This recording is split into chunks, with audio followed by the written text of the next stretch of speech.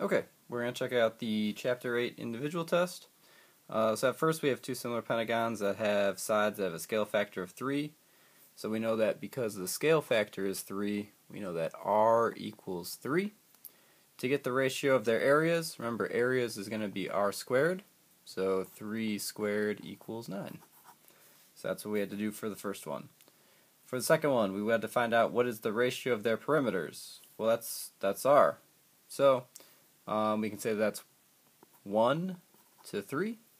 If I wanted to, I could make this one as a ratio, I guess would be 1 to 9, but 9 over 1 is also an acceptable fraction. So number 2, we have to make perfectly precise pancakes, but they need to have a diameter of 5 inches. Then we need to find the area. So I'm going to draw a nice little diagram, right like that, and we have a diameter of 5 inches. So that means we need to get the radius, which is 2.5 inches, because radius is half the diameter. And we need to find the area, which is area equals pi r squared. So A equals pi r squared. So we know the radius is 2.5. So we'll do pi times 2.5 squared, and 2.5 times 2.5 should be 6.25 pi. So we've got our area. Pretty good. Alright, the third one says that we need to make a Hawaiian pizza. Make sure that each slice of his 10-cup pizza has an edge that is 8 inches long. What is the circumference of the Hawaiian pizza? So my slice of pizza can look like that. We know that each edge is 8 inches long, so I'm going to call this the edge. To find the circumference is 2 pi r. Well, if I were to fill out the whole pizza, this would end up being my radius, so my circumference is 2 pi 8, or 16 pi. So that's what I get for my circumference. Now some people decided to make the crust part the edge, and they made that 8. If you did that, you could find out the number of degrees using that it's a 10-cup pizza. You could get the length that way, and you could head towards the radius by finding that out. That was okay. Either way was alright. Alright, so we want to get the motorcycle tires. It's got a 26-inch diameter, and it's got a 17-inch diameter rim. Rim fits into the tire, so this is my rim, and then this is the whole tire. What is the area of the side of the rubber tire? Alright, so I'm going to draw a little diagram again. We've got this whole thing has a 28-inch diameter, and we know that it has a 17-inch diameter rim. So I don't really need my diameters because I got to find my area, I got to get my radius. So the radius of the big circle, which is going to be the whole tire, would be 14, because it's half of 28. The radius of the small circle, which is the rim, is going to end up being 17 over 2. So that's going to end up being 8.5. So at this point, what I got to do is get my two areas, knowing that area is equal to pi r squared. So I'm going to do it in terms of pi, just because I don't want to type pi in. So this is going to be pi times 14 squared, or 196 pi. For the small one, that's going to be pi times 8.5 squared,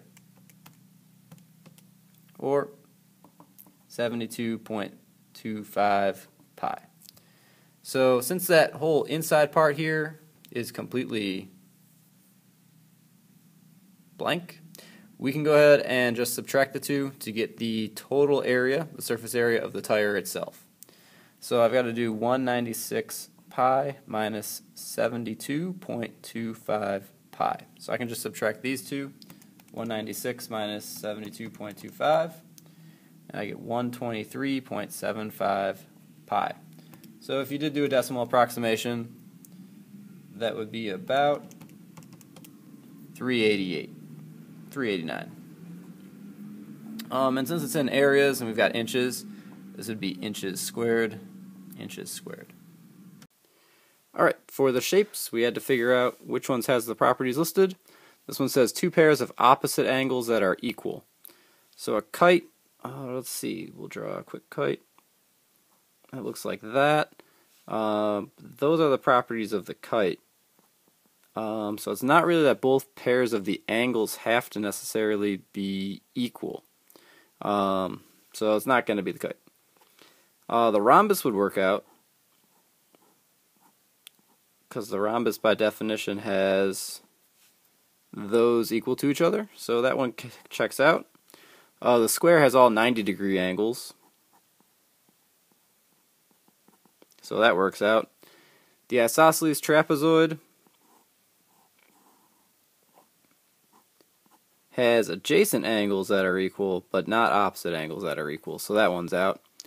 And then the parallelogram, much like the rhombus, also has these opposite ones that are equal.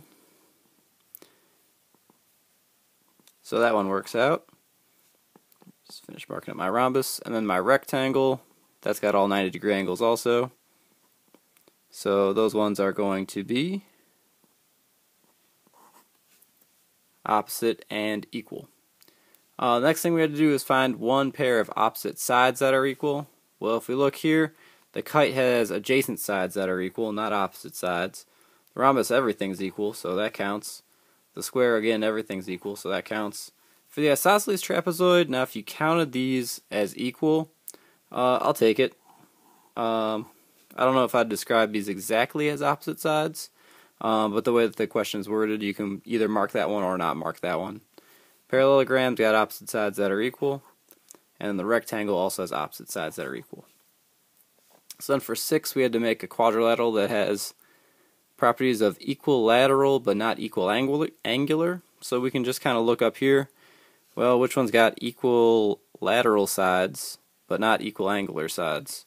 Not equilateral, two different sides, two different side lengths, two different side lengths.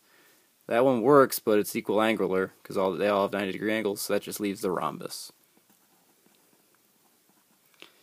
And then we'll draw a nice little rhombus.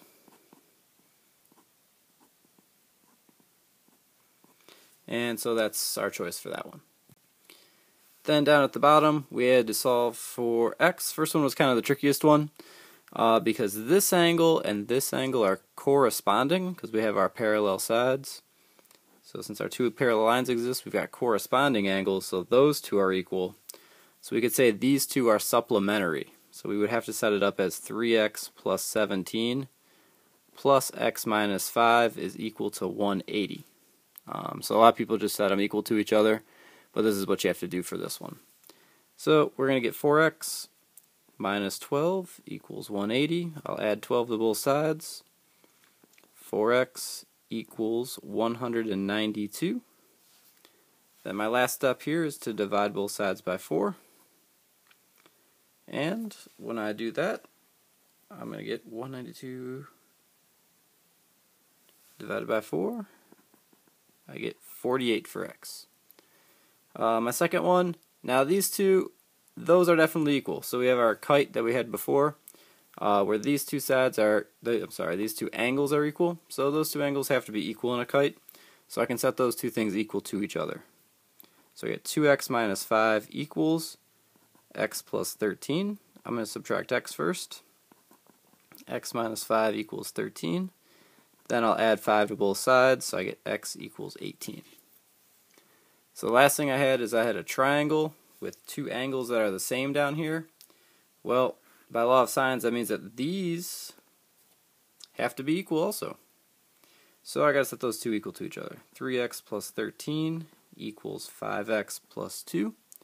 So I'm going to go ahead and subtract 3x. 13 equals 2x plus 2. I'm going to subtract 2 from both sides. 11 equals 2x. I'll divide by 2.